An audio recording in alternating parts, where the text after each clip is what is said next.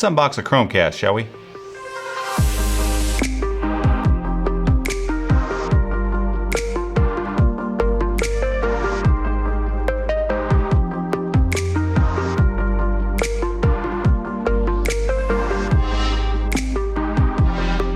Look, there's no reason to beat around the bush here. We've all known that this new Chromecast is coming out. We all know that it's got a UI, it's got a remote control, and everybody honestly has just been excited to see what it's like to use it. And so what we want to do is, now that we have one here in the office, unbox it and let you kind of see it really quickly. There's not a whole lot here. It's a dongle and a remote, but get some idea about what it looks like and feels like, and then actually plug it in and see the UI in action. So we're going to do exactly those things, but real quick around the box.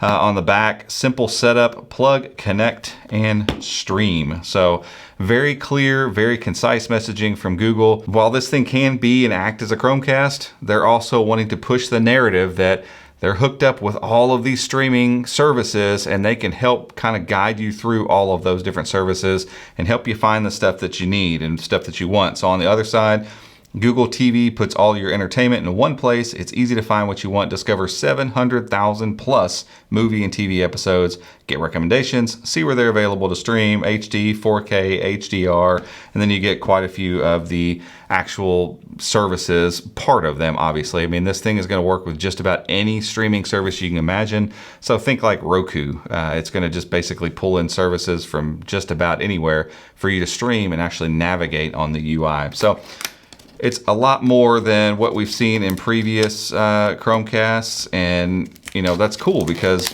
ultimately, they're branding this thing a little bit differently. It's not just Chromecast, it's Chromecast with Google TV.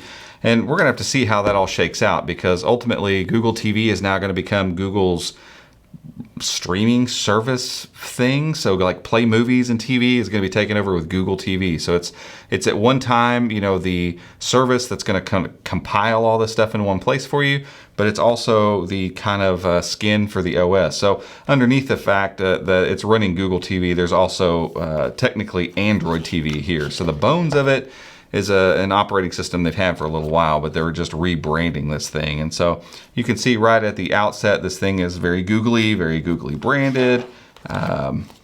Nice packaging here. Remote is nice and small. Get underneath here and that thing is in there like crazy. You get a USB Type-C cable, some batteries. Look at that, they even have white batteries. How cool is that? So some batteries for the device, for the remote, and you get a USB Type-C connector here. And from what we understand, you're gonna have to actually hook this thing into power, so it won't work just from your television as old Chromecast did, because there's a little bit more going on here. This is a full-fledged operating system thing going on, so it's not just as simple as the old Chromecast setup was. So let's pull this bad boy out. Anything else in there? Nope. And here it is, after all this time. Very googly, very pebble shaped, nice and rounded. So if you've seen a 3rd gen Chromecast, so not the Ultra, but the kind of rounded standard 3rd gen Google Chromecast, it feels very similar to that. No, the magnet thing is gone. It was kind of pointless, but it was a nice touch. In the older ones, it would magnet itself here. It looks like you got a hard reset button there across the bottom, and then USB Type-C here. And again, that's going to deliver the power to the device. But from what we've already seen online, since this is running an operating system, you can actually hook in a dongle, a USB Type-C dongle, and hook like keyboards and mice and all their kind of peripherals up to it. It also has Bluetooth, so if you want to hook up joysticks, so something like an Xbox controller or something like that, apparently that works. We've been reading about this stuff. We're going to be doing all kinds of weird experiments to see exactly what we can get away with this little guy. But the important thing to note is there's no reason to expect this thing to run all sorts of crazy stuff, because ultimately it's a low-powered processor. It doesn't have a whole lot of storage or RAM. It's not like it's trying to compete with the Shield TVs of the world. You can look at the branding on the box and realize Google is just trying to say, hey, here's this thing with a remote, we're gonna get that out in just a second, that you can control and point this thing at your TV and get to your content if you want, but you can also cast it as well. So obviously this part will go into the TV and then hook the power in and or some sort of peripheral or whatever it is you want to connect into it. So kind of cool to see there, but keep that in mind as you're setting up your televisions and thinking about getting this. I did love the ability to just hook to that USB on most TVs. It was enough power to push a Chromecast, but ultimately, again, this thing is going to require a little bit more than what the old Chromecast did.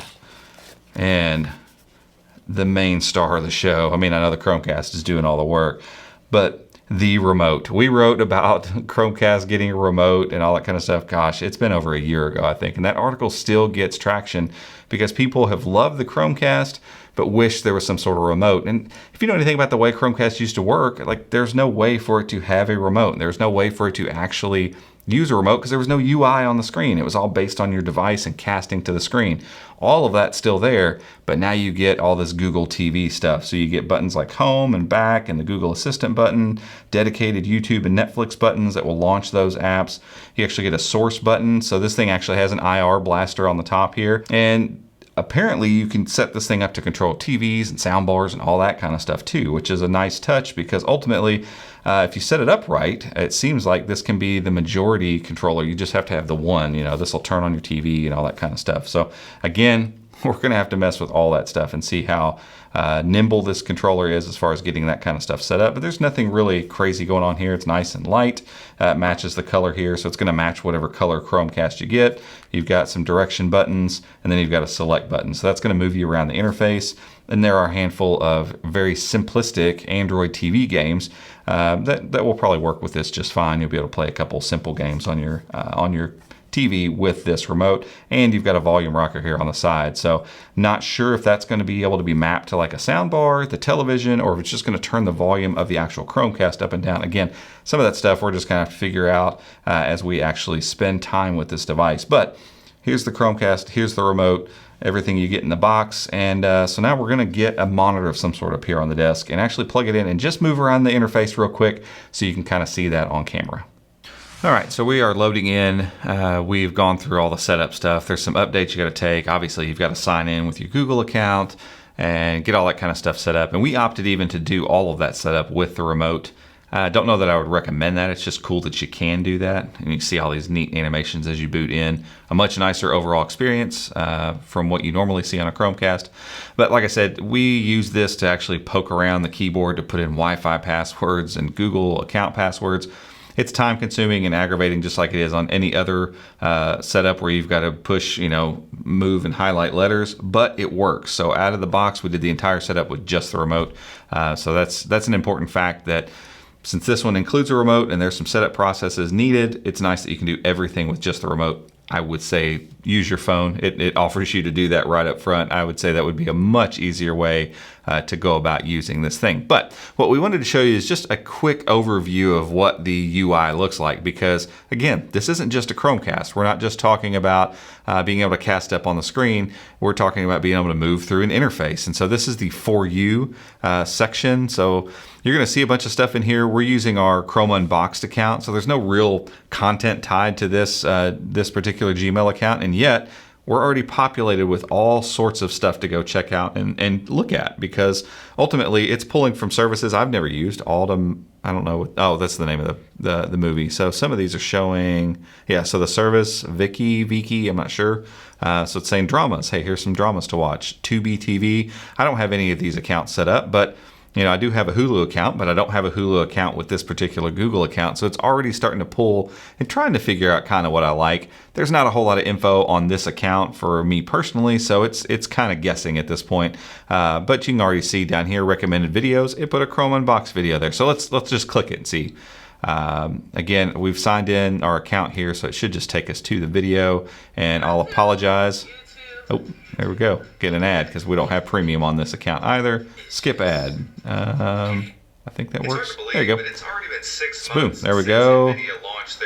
Click the thing once and it looks like we can, you can scrub.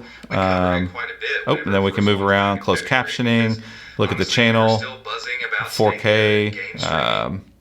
You can do different qualities here. I think this is a 1440 monitor. Thumbs up, thumbs down, all that kind of stuff. Head back, but we hit it again and you just get to play pause. We can jump forward in the video.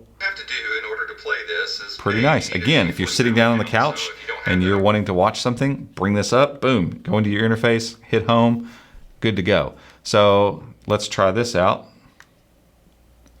Show me videos from Chrome Unboxed.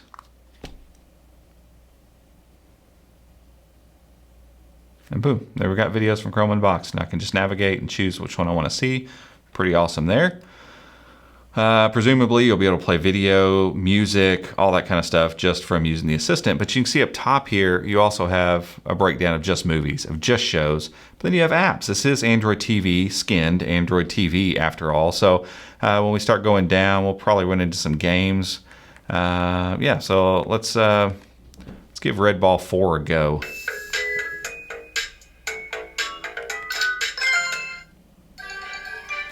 And again, Red Ball 4 isn't pushing any extremes when it comes to running video games. So again, don't expect too much. We're obviously going to test it and see what we can get away with on this thing. But Red Ball 4 is something that runs on like the Fire TV sticks and stuff like that. It does not require a whole lot of processing power.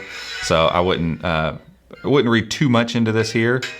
But, you know, runs like you'd expect. And so for fans of Red Ball, you can get your Red Ball on with Google TV. And it runs like you'd expect. So we go back home, and again, you're just in this, oops, did not mean to click that, sorry. You know, you're in this interface that you can move around so quickly and so fluidly. It's running really, really well. So that's a very encouraging thing. One other note I've noticed already is moving around. So the volume rocker buttons and stuff, I think all of that stuff is going to be tied to the IR blaster until we go through and, you know, kind of prepare this for a review. I won't be able to tell you that for sure, but like the source change button down here and power button and all that stuff, I think that stuff's for in the early setup. You can choose to set up some other things like your TV, your sound bar, stuff like that. So as it stands right now, there's no system audio, it doesn't seem, on the Chromecast, which some people love that, some people hate that. I know it can be really frustrating if you've got your TV turned up, but the Chromecast wasn't turned up and the cast session was down and the TV, like it can get confusing. So it seems like the Chromecast is outputting one signal. Here's our audio at full blast. It's a flat signal, and you know your television or whatever can handle the volume. I think that's probably a better way to go about it. But obviously, as we go through and spend some more time with this thing and try to figure out, okay, how do all these buttons work? How's it going to work with televisions and sound bars?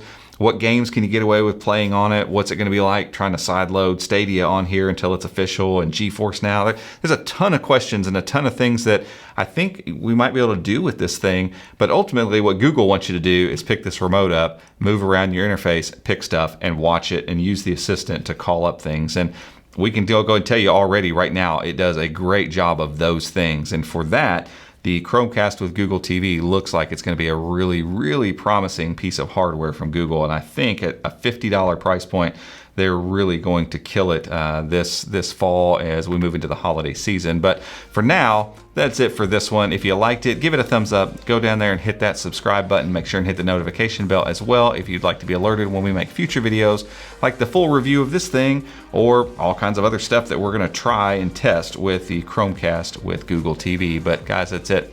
Until next time, we'll see you.